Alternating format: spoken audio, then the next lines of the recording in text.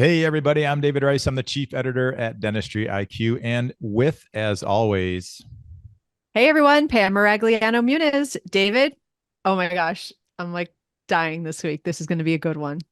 we have, I'm going to say, a couple extraordinary gentlemen, kind of also giants in our profession, and two of the strongest people I know. Vulnerability to me is one of the most beautiful and strong qualities a human could have. So I'm so grateful for today. Pam, you want to take us in? Absolutely. So I am thrilled and honored and happy and delighted and all the things to introduce our two guests today, Dr. Alan Mead, who I think many of you know through podcasts, and Gary Kadi, who you probably know because we record videos every month together. And so we're on Instagram all the time and we're on DE Solutions Lab every month. So it's sort of like the mixing of all my worlds. So it's fantastic. Thank you for joining us to both of you. Absolutely. Glad to be here. Yeah, it's a pleasure.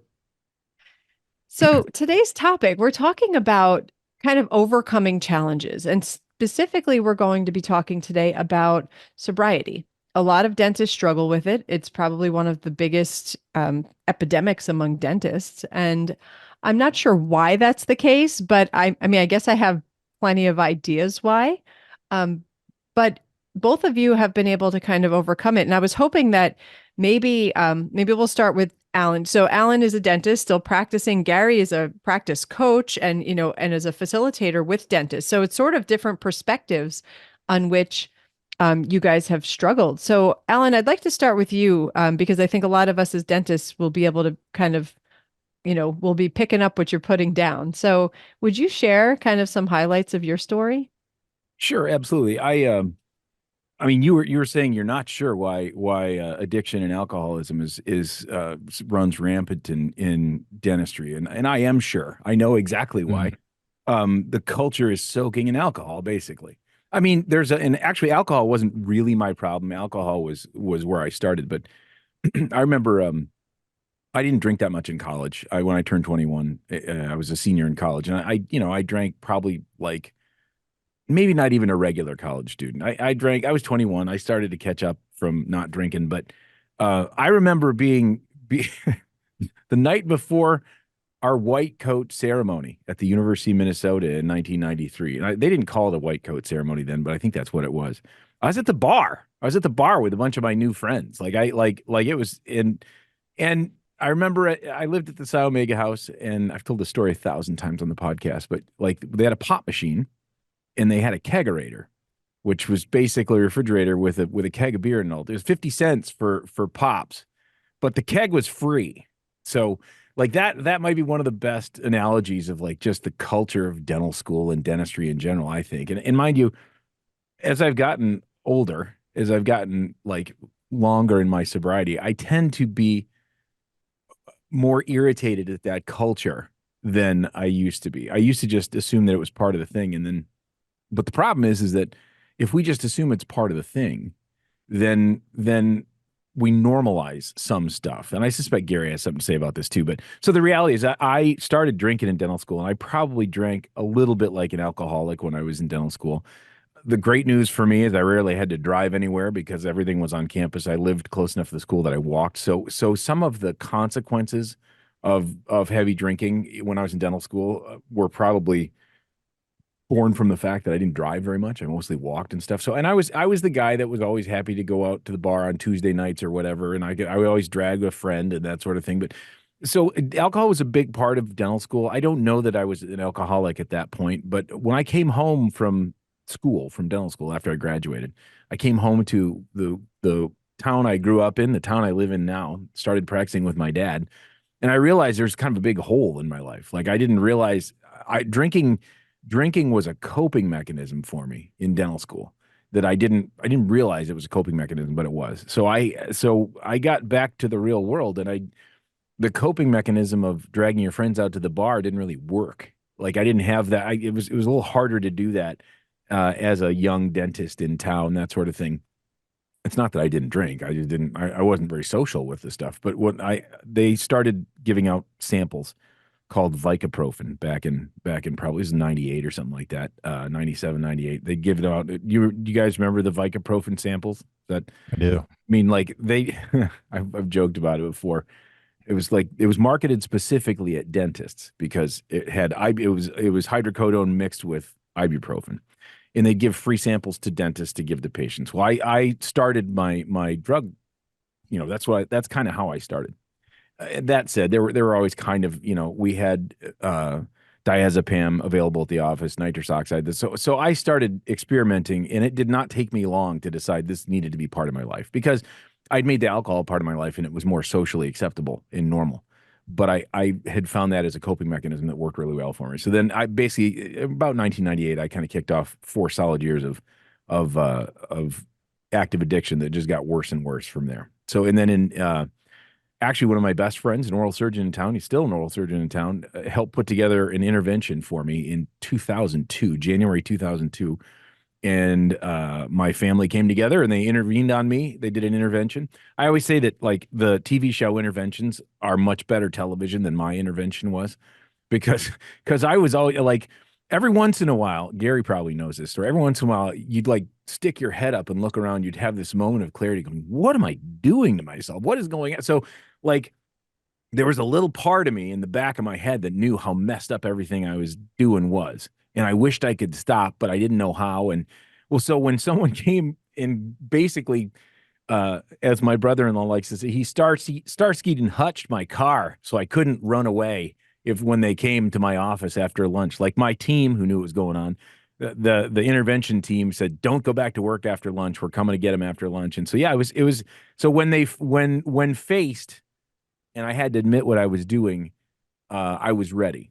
That's pretty rare. It's pretty rare. And actually they took me into they drove me over to Grand Rapids, 2-hour drive. I was in detox right off and that's the last time I ever used. Like I've never gone back out since then. So, my story is, everyone's story is a little different, but everyone's story is a lot the same. And so that was kind of what happened with me. And so that was 22 years ago. And I've been through a lot of, I was on a contract to make sure I was safe with my patients. I never got in trouble with my license or anything like that, but I followed a pretty tight, in Michigan, it's called the Health Professionals Recovery Program, and they monitor you and, random drug tests, and you do therapy and you do meetings. And it was, all the stuff was great because it fit right in with someone who was newly in recovery who wanted to get better. And so it worked out really well for me. That is a very short version of my story. But so but dental school is kind of where it started for me, realistically. Like I needed a coping mechanism because college was easy. Dental school was a nightmare for me. It was really hard for me. And I didn't manage myself very well. So I found alcohol as a coping mechanism, and that kind of kicked off that kicked it off for me in dental school. So I do understand why dentists have a problem with this, because that's kind of how dental school and dentistry was. So that's sort of where it came from.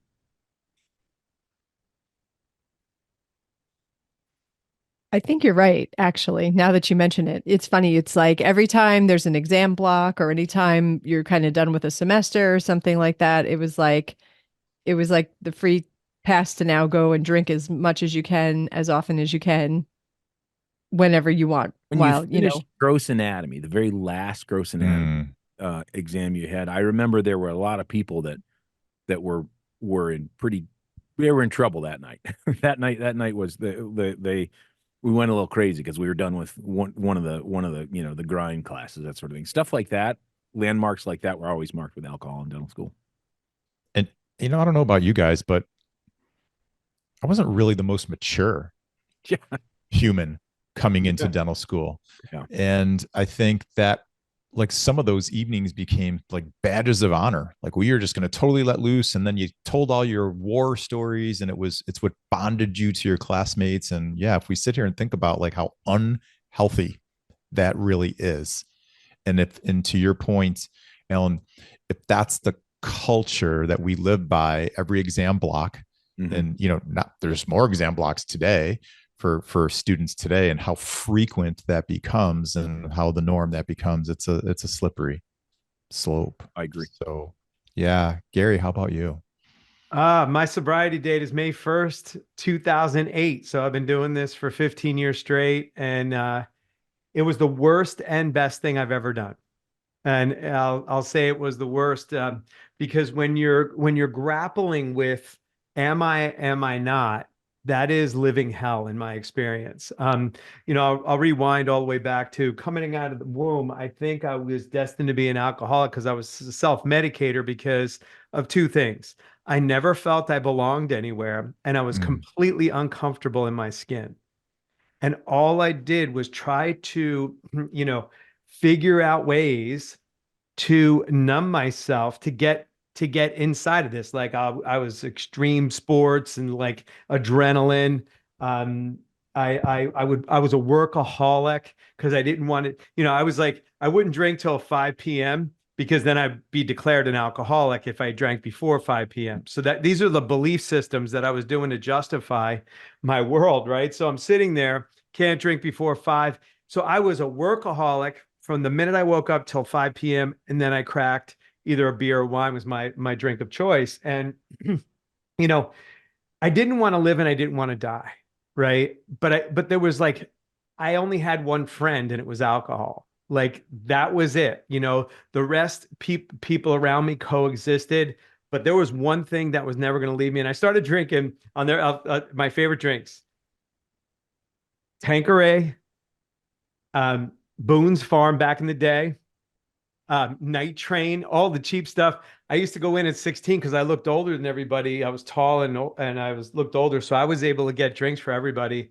And I just remember like I never had these like I had some close calls, but I never had anything that was gonna pummel me into stopping. So I always hovered above the alcohol Mendoza line, if you will, like where I would be like successful but I would be holding it all together. So like what people were looking at on stage in my early career was a guy who was trying to be accepted in the world, right? Just love me.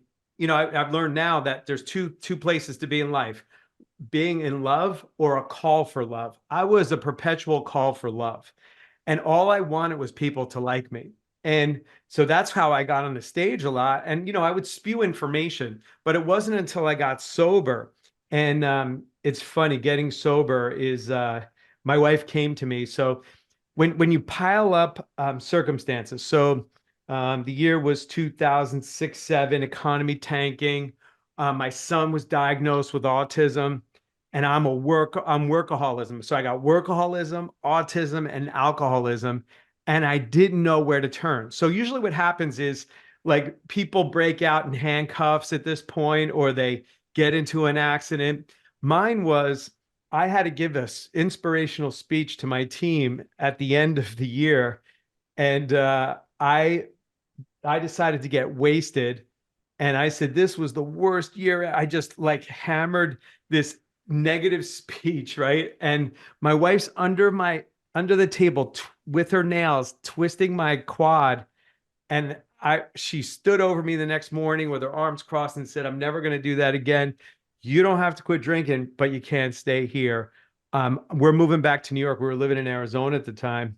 She moved back to Arizona. She said, if you're going to be drinking, don't come because I need to get this kid healthy. I'm not going to get two boys healthy. You got to take care of yourself. And, I went to a meeting. I learned what I had to do. And then I drank it 90 days because like I figured if I could stop for 90 days, I'm good. Right. Meanwhile, what happens is I was a spiritually bankrupt soul. I had, on the outside, it looked like I had it all handled and I had nothing. And I share this story because while I'm not a dentist, I have the heart of a dentist, and I want to zoom out wider. Just yesterday in my feed, a dental assistant lost her license, I guess because she was an EFTA, because she was drunk at work. This is a industry-wide problem, not just for the men and women that have a dental license. This is, there's a lot of suicide that's going on, and we took on a suicide prevention. There's a real problem in dentistry, in my opinion, and I'm going to say this for the first time publicly, sort of like my friend Bob Costas, who came out, he was calling NFL football games, and he came out against, all the concussions that were happening and got really straight about stuff. So I might never see an ADA stage again, and I'm okay with it. And I'm going to come clean right now, and I need to say this for the first time. The ADA will not say that you're not allowed to say the word suicide anywhere near the ADA. And that to me is a problem because that says that there's a stigma attached to it. And that's not okay with me. We have a problem. And it's not until this is what I learned by getting sober. It's awareness, acceptance, and action. First, you have to become aware and acknowledge what's there, then get into acceptance about it. I am an alcoholic and declare that, and then get into action to heal because there's pain underneath every addict. There's pain. There's some kind of pain that's trying to be numbed. And so we took action on that. We went after and tried to support this. We created a suicide prevention program, and it's really tied to alcoholics, and addictions directly. And I studied, while I'm not a dentist, I studied the personalities of dentists and team members. 80% of dentists are humanist methodicals. The pain that gets created by having to have all the answers and do everything right perfectly in a micron and no room to make a mistake. Also, the other thing I've noticed is the infliction of pain. Now, this was never stated by any dentist, but in all my research with dentists, delivering pain, there's a connection to pain. And there's this ecosystem of pain that gets invented. And I think that has something to do with it too. We eliminate frustrations for dentists. That's what I do at my core. That's what I've done my whole career because that's what I was trying to do. Eliminate frustrations and pain. And the thing I've noticed is when dentists and dental team members are free of the reoccurring frustrations and the suffering of dentistry, the one thing they always say to me after is, I wish I would have done this years ago. I can now practice forever. And to me, that is the best currency that I could ever have. And that all came from putting the oxygen mask on myself first, addressing my own pain, knowing how to get to the other side of it. And then now how I stay sober is I turned my entire company into a service organization to help dentists, dental team members, and anybody in our great industry. Because, you go to a dental show, it's like a big flow of alcohol. It's like Alan said, dripping with alcohol, and everybody runs to it because there's so much pain associated to it. Want to give people hope who don't have it, who's listening. The other side of this is pure peace and bliss. It really is. It doesn't mean you don't have problems, but when you do the work that it takes to get to the other side of pain, you can't have pleasure without pain. I never understood that. I was always seeking pleasure. You cannot have one side of the game always seeking pleasure. You have to go through all of the emotions to feel all the emotions. And so I just want to give hope to anybody that might be on the fence. Please, you reach out, ask for help. If we learned anything through the pandemic, asking for help is a strength, not a weakness. So that's hopefully I gave you a little backdrop of like my relationship to the industry and alcohol. So I have a few questions. Thank you both for sharing that. But I think that many dentists are pretty functional. As I would say that, you get through your day, kind of like what you described, Gary, you get through your day and then at the end of the day, you'll crack open a beer, whatever. You mentioned awareness. Would you say that, from a professional perspective, that maybe the dentist or the person who has the problem is the last one to know? Do you think that the team identifies it, your family might see it, your friends might kind of identify it, but you think you're pretty okay? Or do you think that if you dig deep, you realize that you have a problem? Like, how do you become aware? Because I think that there's people who might not even realize that they're suffering the way that they are. Yeah, I started a group of dentists and they meet like twice a week and have meditation Fridays. And this is a topic that has come up actually. And people become self-aware. They just don't know how living without it could ever be. And you get stuck in this like rock and a hard place. So I knew I had a problem 10 years before I had a problem, right? But I was in denial about it. I was minimizing it because as an alcoholic and an addict, you can't imagine life without it. You realize that it doesn't do what you want it to do anymore, but I could not imagine living without it. So the day when my wife made that call, said, you don't quit drinking and can't stay here, I looked at a mountain on a lifetime going, how the hell am I going to ever do this? So that's where the rock and hard place that's where people get stuck. So in my experience, Alan, I'm interested in hearing what your take is on this, but in my experience is there's self-awareness, but there's like a denial about having to deal with it. And one thing we do know, dentists are methodicals. 80% of dentists are methodical humanists, and the personality type, avoidance and acquiescing is the root when you're confronted with a very high level of confrontation. And this is a very high level of confrontation. Yeah, I was for a long time I was on a committee in the Michigan Dental Association that helped dentists and team members that had trouble with drugs and alcohol. I think Gary's right. I think most dentists know that they have most dentists in this situation, team members probably same.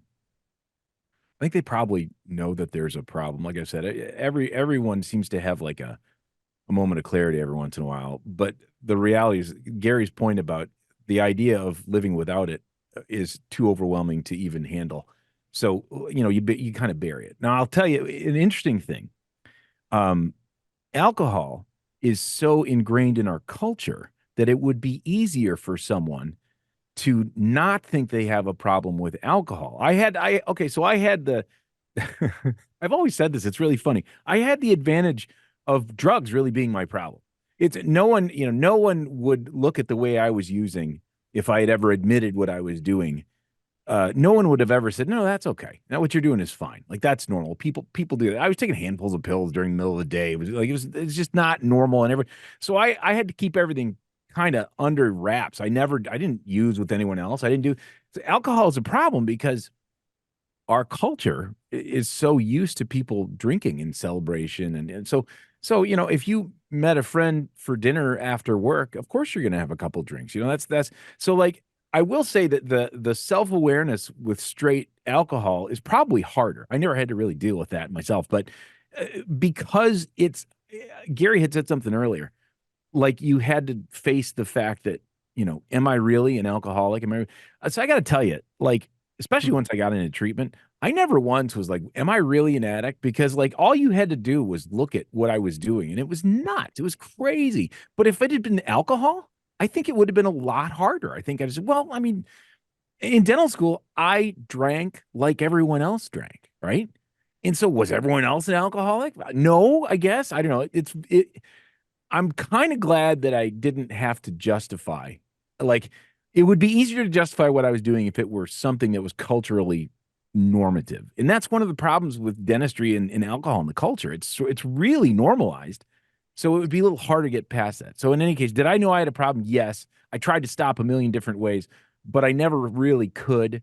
I tried to do it the way that a dentist would do it. Like I would buy a bottle of pills and I would get the little coin envelopes and I would like divide it up because I was going to wean myself off of it. I would do systematic stuff like that. And of course it never worked. Nothing like that ever worked.